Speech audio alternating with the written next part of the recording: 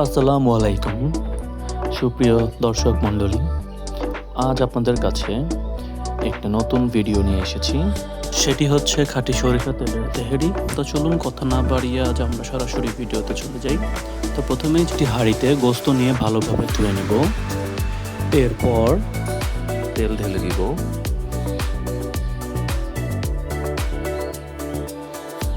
এবার পেঁয়াজগুলো ঢেলে দিব।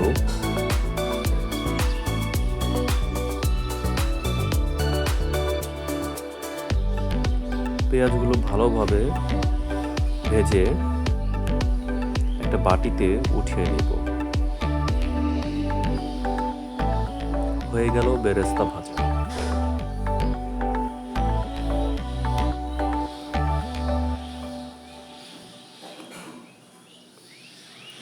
এরপর আমরা এটাকে আলাদা করে রাখবো এবং নতুন করে আবার পেঁয়াজ ঢেলে দিব এবং তার সাথে মশলা যুক্ত করব।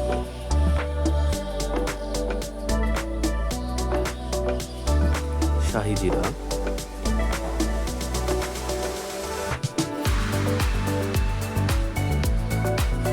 দারুচিনি, তেজপাতা, আদা বাটা,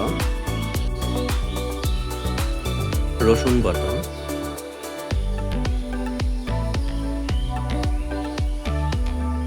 গরম মশলা,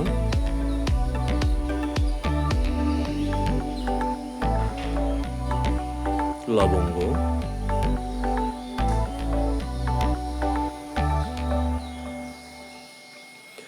কাঁচামরিচ, মরিচের ফাঁকি। এবার আমরা ভালো করে নেড়ে দিব এবং যখনই হয়ে আসবে মশলাটা, তারপর আমরা গরুর গোশতটা পাতিলে ঢেলে দিব।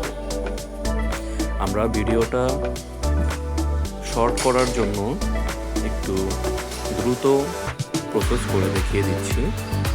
আপনারা সময় নিয়ে করবেন, কারণ মশলাটা হয়ে আসতে কিছুটা সময় লাগে। তারপর গরুর গোশতটা ঢেলে দেওয়ার পর সেখানে সমপরিমাণ লবণ দিয়ে নেবেন এবং ভালো করে নেড়ে মশলার সাথে মিক্স করে নেবেন। এরপর দিব গরম মশলা গুঁড়া, জিরা ফাঁকি এবং আবার ভালো করে পুনরায় নেড়ে নিব এবং গোশতটা মশলার সাথে ভালো করে মিশিয়ে এবার আমরা টক দই ঢেলে দিব, লেবুর রস,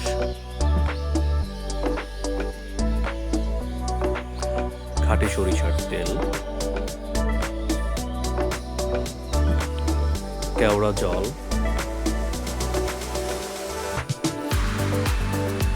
গোলাপ জল। গোলাপ জলটা আমরা 2 ফোঁটা দিব। তারপর ঢেলে দিব বেরেস্তা ভাজা। বেরেস্তা ভাজা ঢেলে দেওয়ার পরে আমরা এবার ঢেলে দিব জয়ফল, জয়ত্রী, গোলমরিচ এবং বাদাম বাটা। এই 4টি মশলা একত্রে বেটে আমরা হাঁড়িতে ঢেলে দিব। তারপর দিব গুঁড়া দুধ এবং মশলাটা গোশতের সাথে ভালোভাবে মাখিয়ে নিব। আমরা দুধ আরেকটু দিয়ে নিলাম, যেহেতু 2 কেজি গোশতের মধ্যে আপনি গরুর দুধটা একটু বাড়িয়ে দিতে হয়, তাহলে একটি সুন্দর কালার দেখা যায়। এই কালারটার জন্যই গোশতটা আরও একটা আকর্ষণীয় লাগে।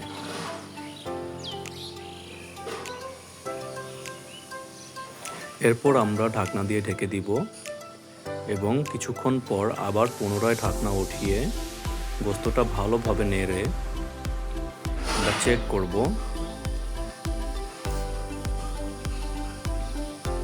যাতে পাতিলের তলায় গোশতটা লেগে না যায়।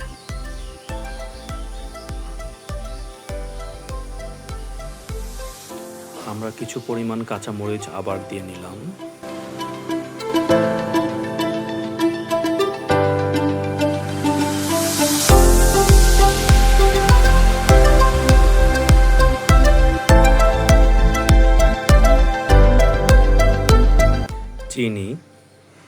চিনি দেওয়ার কারণটা হচ্ছে আমরা জয়ফল, জয়ত্রী দিয়েছি, সেটা যেন গোস্তের মধ্যে তিতা স্বাদটা না আসে, সেজন্য আমরা চিনিটা দেওয়া।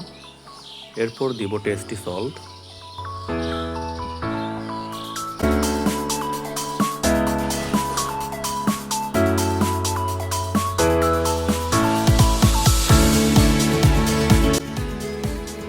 দেখুন কি সুন্দর একটি কালার চলে এসেছে এবং গোস্তটা সিদ্ধ হয়ে এসেছে। আমরা আরও কিছুক্ষণ ঢেকে জাল দিতে থাকবো।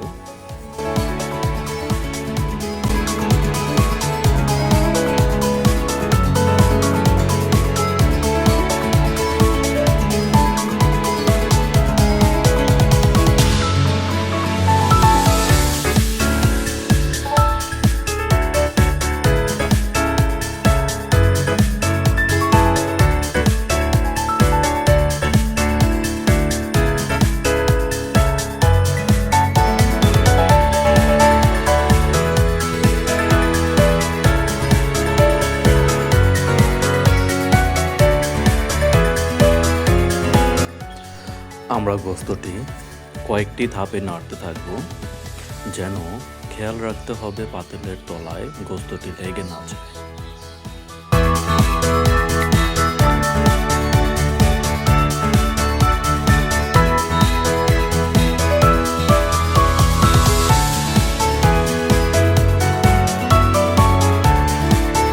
দেখতে পাচ্ছি গোস্তটি এবার পুরোপুরি হয়ে এসেছে। এবার আমরা গরম পানিটি গোস্তের মধ্যে ঢেলে দেব।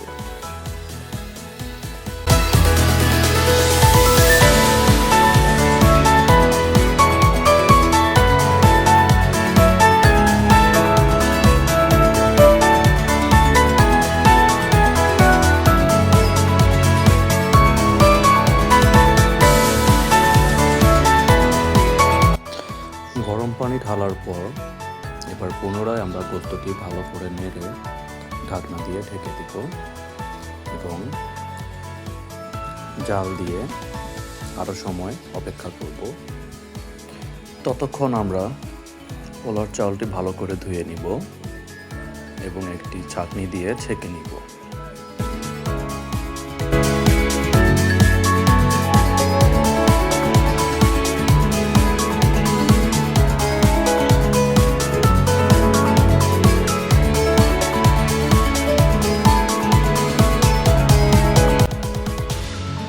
এর মধ্যে আমরা মটরশুঁটিটি ধুয়ে নিব। আমরা পোলার মধ্যে মটরশুঁটি দিয়ে রান্না করব। এবার পোলাও চাউলটি ভালোভাবে ধুয়ে আমরা ছেঁকে নিচ্ছি। দেখতেই পাচ্ছেন, এভাবে আমরা ছেঁকে রেখে দিব কিছুক্ষণ, যাতে পানিটা পুরোপুরিভাবে ঝরে পড়ে যায়।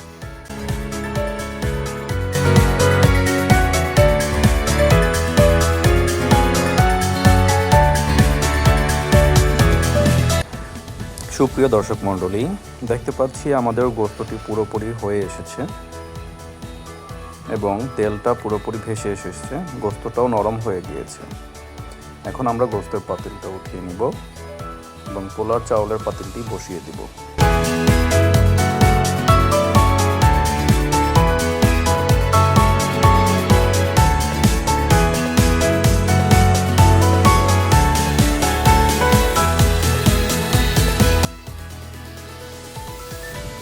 দেখতে পাচ্ছেন, এখন আমরা পোলাও চাউলের পাতিলের মধ্যে গোস্তের যে ঝোলটা আছে, গোস্তের পাতিলের যে ঝোলটা আছে সেটা আমরা এখানে ছেঁকে পোলাও চাউলের পাতিলে ঢেলে দিব এবং এটাকে আগুনে জাল দিয়ে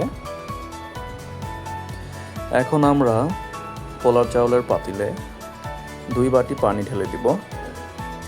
যেহেতু আমরা 1.5 কেজি পোলাও চাল রান্না করছি, সেজন্য আমরা 2 বাটি পানি দিব। খেয়াল রাখবেন, সবসময় 1 কেজি পোলাও চাউলে 1.5 বাটি পানি দিতে হয়, 2 কেজি পোলাও চাউলে 3 বাটি পানি দিতে হয়। এখন আমরা আদা বাটা দিব এবং তারই সাথে রসুন বাটা দিব। অতঃপর আমরা মশলাটি পানিতে ভালোভাবে মিক্স করে নিব এবং জাল দিতে থাকব। যখনই পানিটি ফুটন্ত হয়ে আসবে ঠিক তখনই আমরা পোলার চালটি পানিতে ঢেলে দিব। এখন আমরা দিচ্ছি তেজপাতা,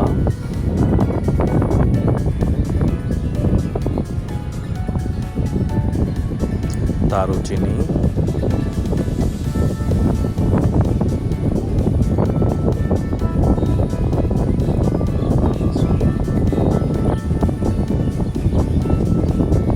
গরম মশলা এবং ভালো করে সেটি নেড়ে জাল দিতে থাকবো। আমরা আরেকটু পানি দিয়ে নিব।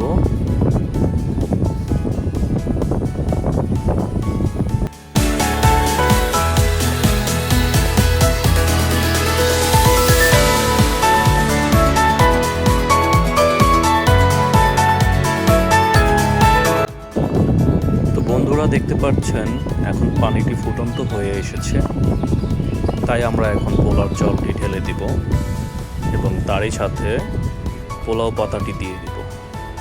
পোলাও পাতাটি অপশনাল হিসেবে রেখেছি, আমরা এটা খেতে পছন্দ করি। আপনারা চাইলে দিতে পারবেন অথবা আপনারা এটা না দিলেও পারবেন।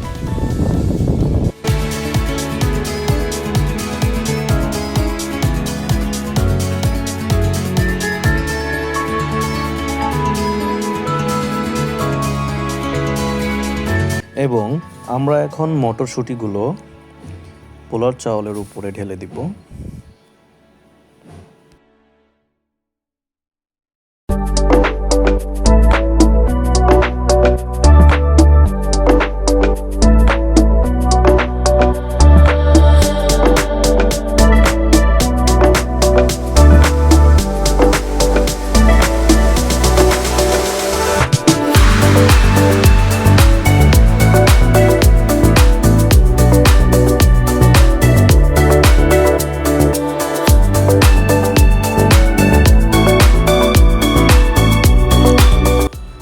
আমরা এখন কাঁচা মরিচ দিব।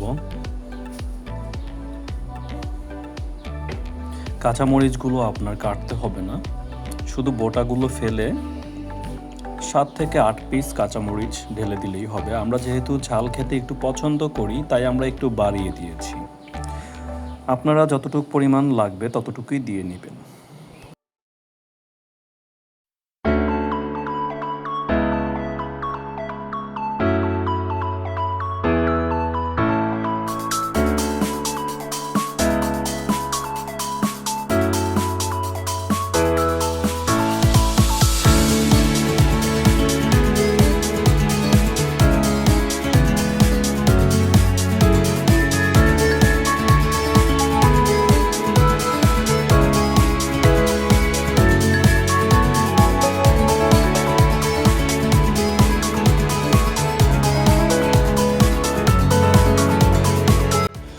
বন্ধুরা দেখতে পাচ্ছেন পানিটা অনেকটাই শুকিয়ে এসেছে।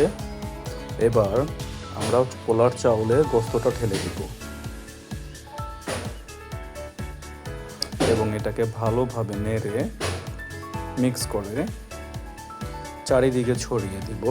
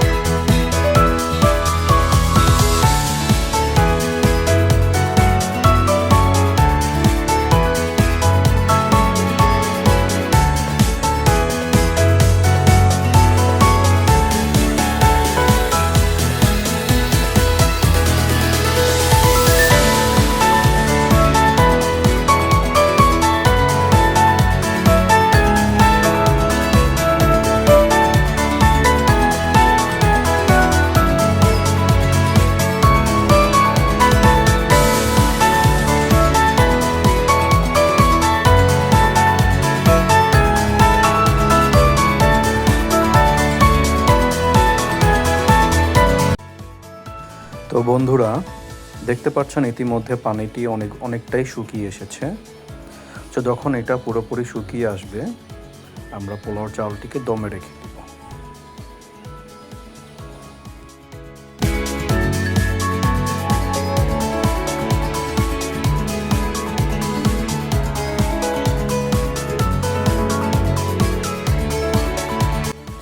আপনারা স্বাদ অনুযায়ী লবণটি দিয়ে নেবেন।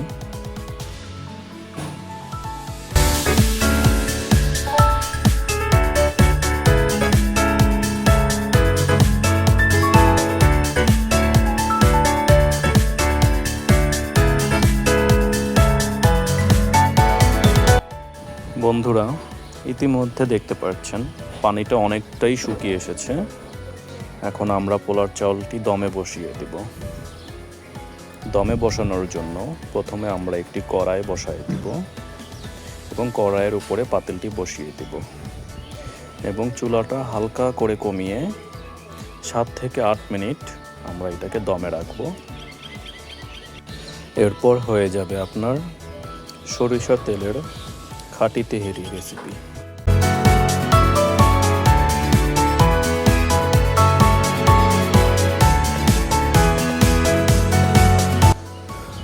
দর্শক শ্রোতা, তেহেরিটি দমে থাকা অবস্থায় আমরা ঘি দিয়ে দিব। যারা ঘি খেতে পছন্দ করেন তারা অবশ্যই সমপরিমাণ ঘি দিয়ে নেবেন।